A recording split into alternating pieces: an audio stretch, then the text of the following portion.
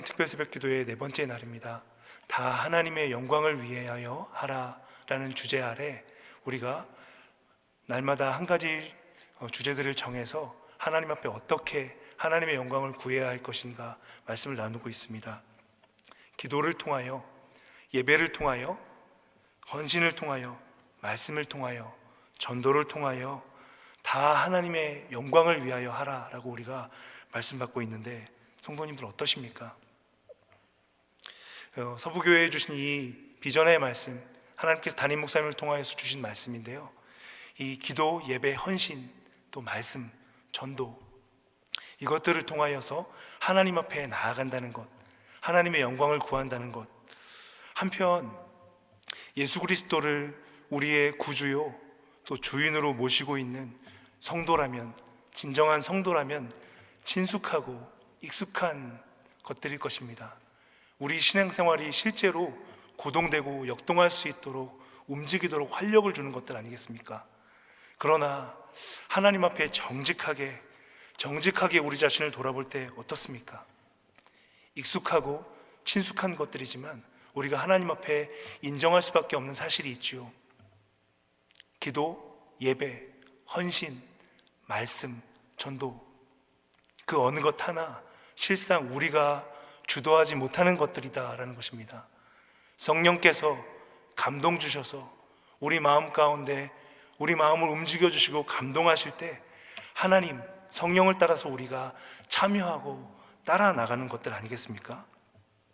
오늘 신년 특세를 통하여서 특별히 하나님께서 다 하나님의 영광을 위하여 하라 주신 이 말씀 앞에 겸손한 마음으로 우리 자신을 점검하며 우리가 이 성령의 주도를 따라 잘 따라가고 있는지 점검하는 은혜가 있기를 예수님의 이름으로 축복합니다. 이 선임 목사님들과 한 파트씩 맡아서 어떻게 말씀을 전할 것일까 준비하는데, 저는 말씀을 통하여서 하나님의 영광을 구하는 것에 대해서 준비하게 되었습니다. 어떻게 말씀으로 하나님의 영광을 구해야 할까?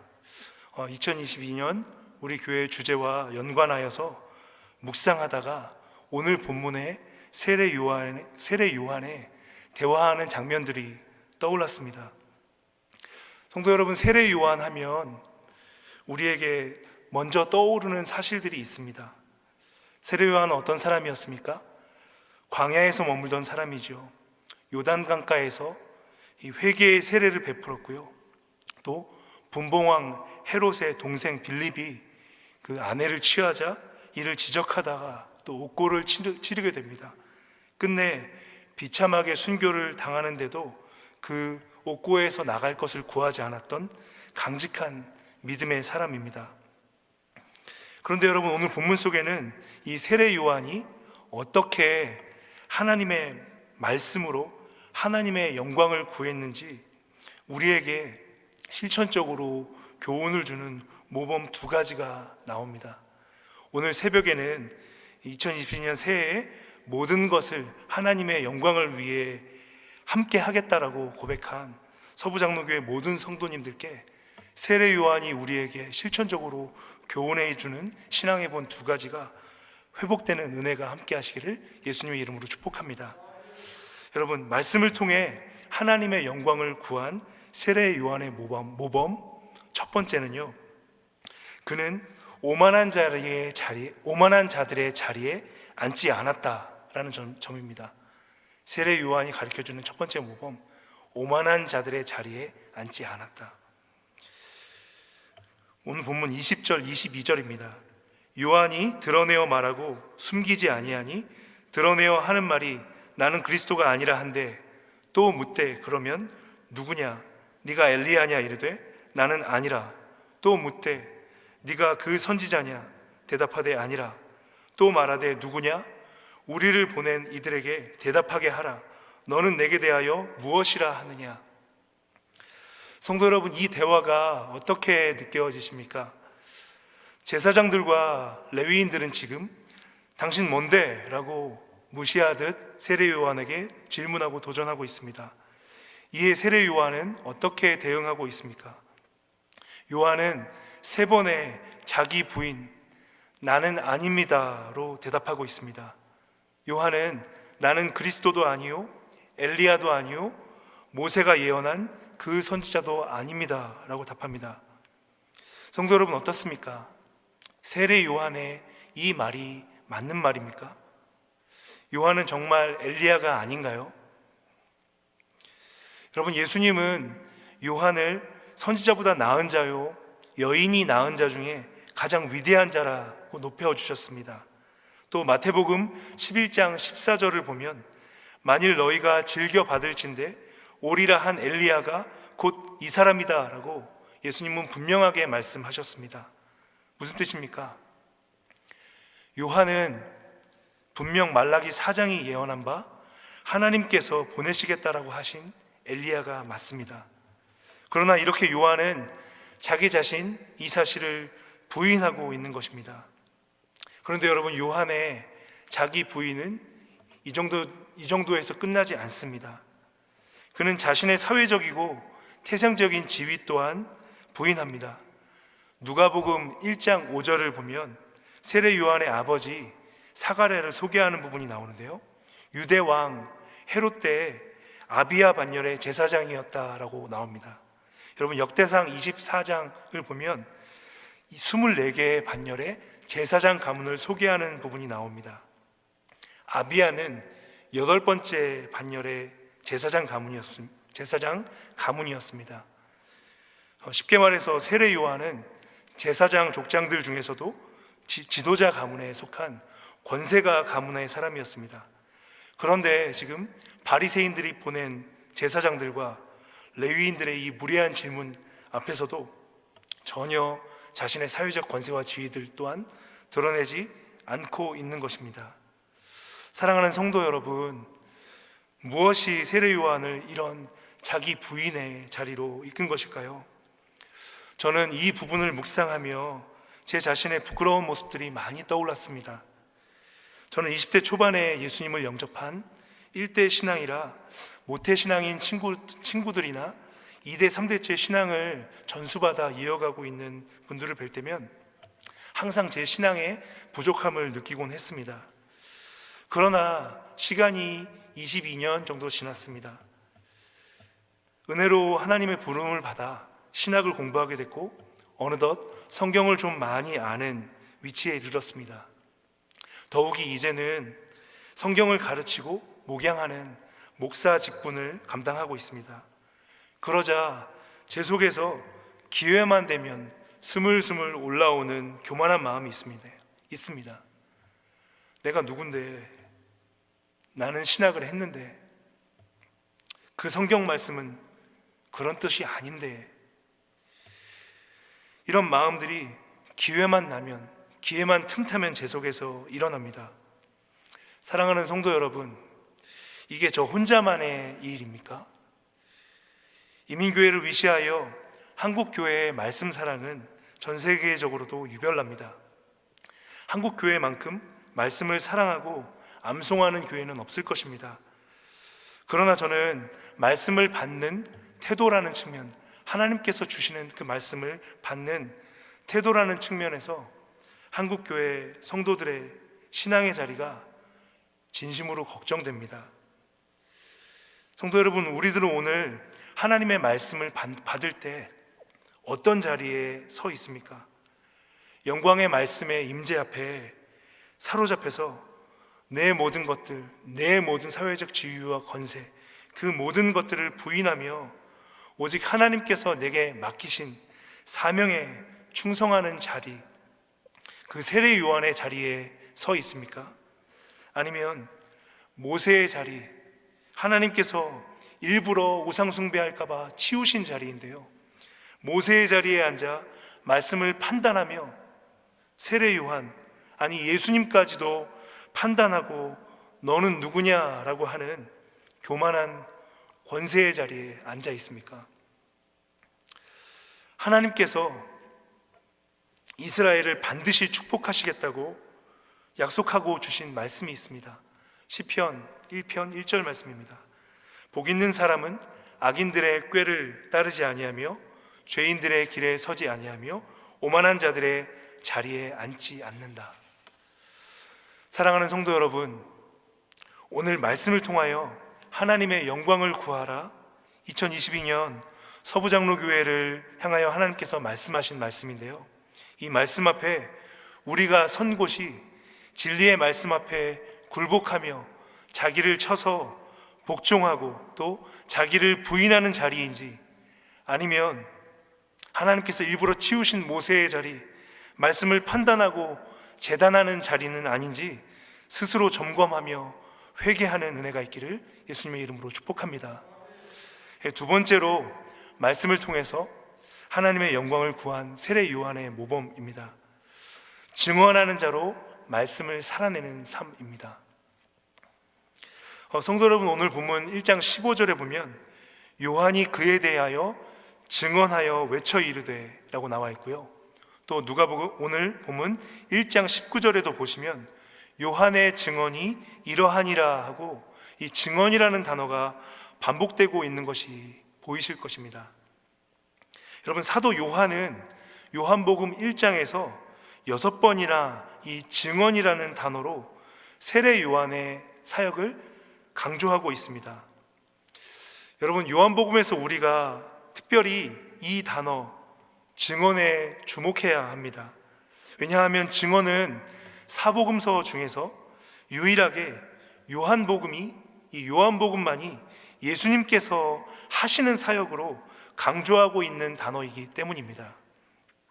실제로 여러분, 요한복음에는 이 증언하다라는 뜻의 헬라어 마트레오라는 단어가 51번이 나옵니다. 그에 반해서 다른 복음서 마태복음에는 1번, 누가복음에는 2번, 마가복음에는 3번이 나옵니다. 이 횟수만 차이가 나는 것이 아니라요, 결정적인 차이는 이 요한복음만이 이 증언이다라는 단어를 예수님이 하시는 사역이다라고 소개하고 있다라는 것입니다. 이 두 부분만 같이 찾아보겠습니다. 요한복음 3장 31절 32절입니다.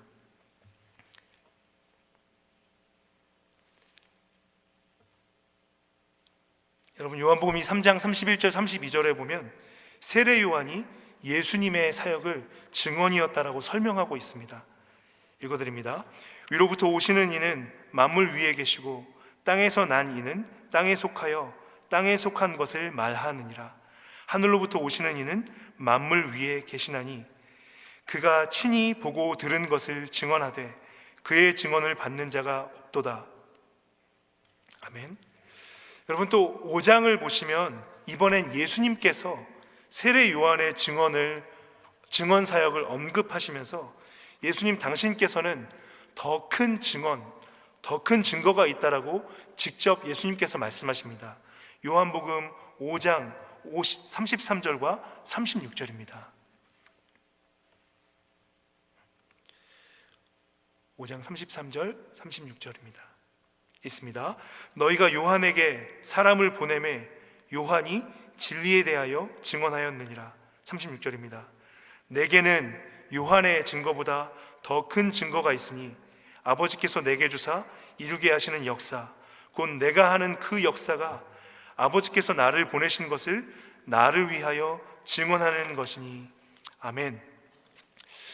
사랑하는 성도 여러분, 사도 요한은 요한복음의 이 독특한 문맥 속에서 이 증언한다, 이 증언이라는 단어를 지금 세례 요한의 사역을 설명하는 데 쓰고 있습니다. 무엇을 뜻하는 것일까요? 세례 요한이 하고 있는 이 사역은 예수님이 하시던 사역이다. 예수님이 하신 그 사역을 유업으로 이어받아서 세례 요한도 하고 있는 것이다. 특별히 세례 요한은 더 유니크한 독특한 면이 있습니다. 이스라엘 가운데 예수님을 드러내는 사역을 한 것이죠. 여러분, 이 요한복음에 이 세례 요한 말고 3명 더 이 예수님의 유업을 이어간 사람들이 나옵니다.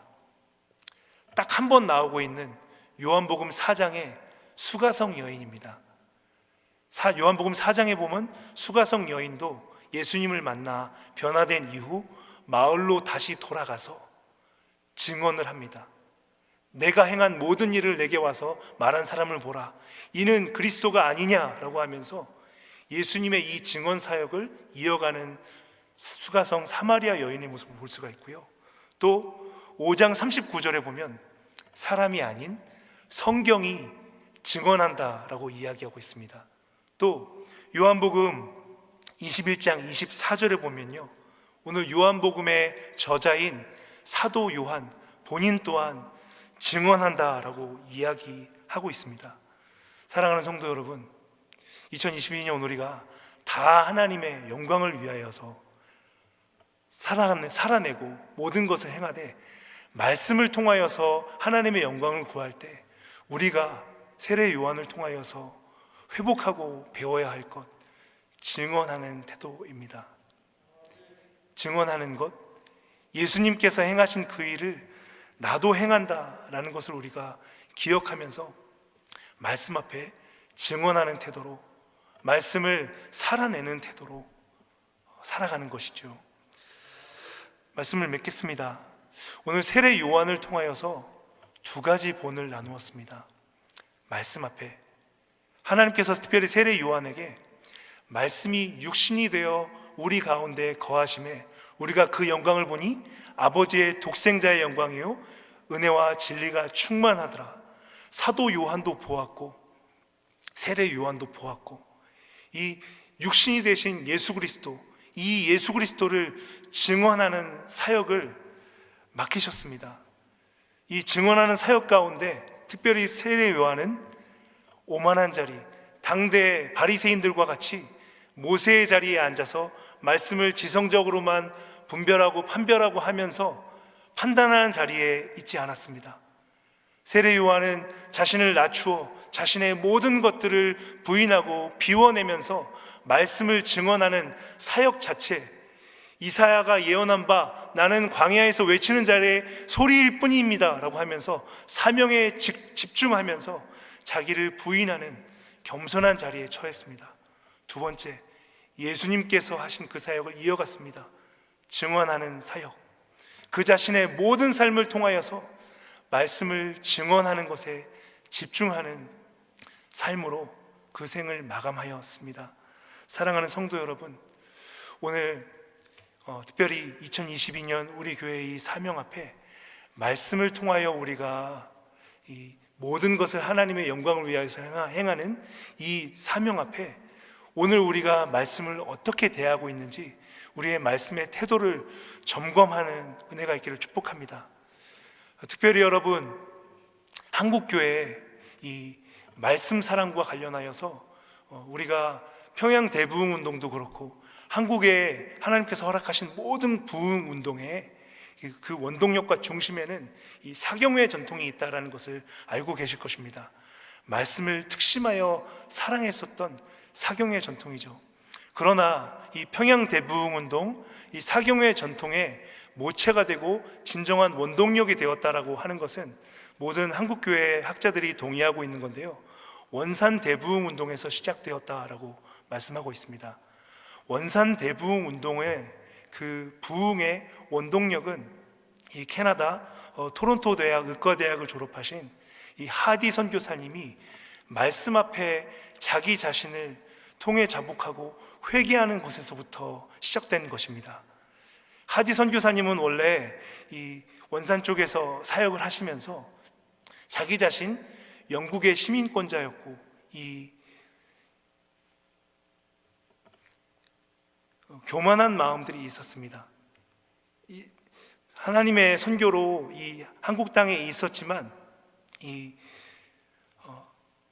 민족적으로 한국 사람들을 무시하고 했었던 부분들이 있었고 이런 연약한 부분들이 있었는데 이 기도회를 준비해 달라라는 말씀을 듣고 말씀 앞에 자기 자신을 돌아보면서 말씀 앞에 자기 자신이 온전하게 반응하고 있지 못하다라는 사실을 확인하게 됩니다. 그러면서 자기 자신을 쳐서 복종하며 자기 자신이 가지고 있었던 영국 시민권자라는 그 특권의식과 모든 것을 내려놓고 기도하며 하나님 앞에 은혜를 구하게 되죠. 그렇게 1903년 8월 24일부터 2주일간 진행되었었던 원산 대부흥 운동을 통하여서 그 평양과 그 주변의 모든 지역 가운데 부흥의 불꽃이 일어나기 시작하고 그 불꽃이 이어져서 1907년에 말씀 중심의 이 평양 대부흥 운동의 이 부흥 운동이 일어나기 시작한 것이죠. 오늘 이 새해를 맞아서 하나님 앞에 말씀 앞에 선 우리 또한 동일합니다. 말씀 앞에 먼저 우리 자신을 돌아보아서 말씀 앞에 굴복하지 않고 있는 우리 자신, 잘못된 자아 정체성, 교만한 우리의 모습들을 깨트리고 하나님 앞에 그 말씀 앞에 겸손한 심령으로, 겸비한 심령으로 자기를 부인하는 자리에 나아가 특별히 2022년 몸된 교회가 부흥하고 또 아버지 하나님의 나라를 이 땅 가운데 이루는 일 가운데 하나님 나를 써주십시오. 하나님 내가 헌신하며 나아가겠습니다. 기도하며 나아가는 모든 성도님들 될 것을 예수님의 이름으로 축복합니다. 기도하시겠습니다.